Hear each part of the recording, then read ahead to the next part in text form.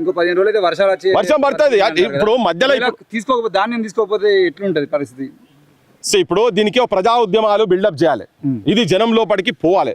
ఇప్పుడు కొన్ని పేడ్ ఛానల్స్, కొన్ని పేడు పేపర్స్, అసలు యాక్చువల్గా ఏంటంటే కథనాలు ఫ్రంట్ పేజీలలో రావాలి. ఇటువంటి కథనాలు ఒక వారం 10 రోజులు కంటిన్యూస్గా వస్తే ప్రభుత్వాలకు సెగదలుగుతుంది, అరే ఇది ఇట్లయితుందా అట్లయితుందా అని. కానీ పేపర్లు కూడా ఏంది, పెద్ద పెద్ద అడ్వర్టైజ్మెంట్లు, దోపిడీదారులై హాస్పిటళ్ళు, తర్వాత కాలేజీలు, ముఖ్యమంత్రి అడ్వర్టైజ్మెంట్లు ఇవి కావాలి, గవే ఇస్తున్నారు కదా.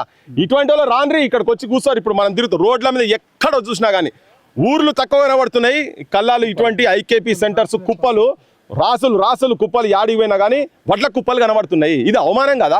ఇదేదో 2 రోజులు 3 రోజులు 4 రోజులు కాదు, నెల 15 రోజులు 2 నెలల నుంచి పంటలు ఎక్కడ పండించిన పంటలు వచ్చి గిట్లుంటాయా? ఇది దుర్మార్గమైన పాలన కదా, అది అన్యాయం కదా. రాజకీయ మొత్తం వ్యవస్థ మొత్తం దీనికి రెస్పాన్సిబుల్. అందుకే పత్రికలు ఇలా డిజిటల్ మీడియా, సోషల్ మీడియా ఇలా మనలాంటి ఉన్నాం కాబట్టి అట్లీస్ట్ ఈ సమాచారం అన్న పోతున్నది, జనం లోపల పోతున్నది.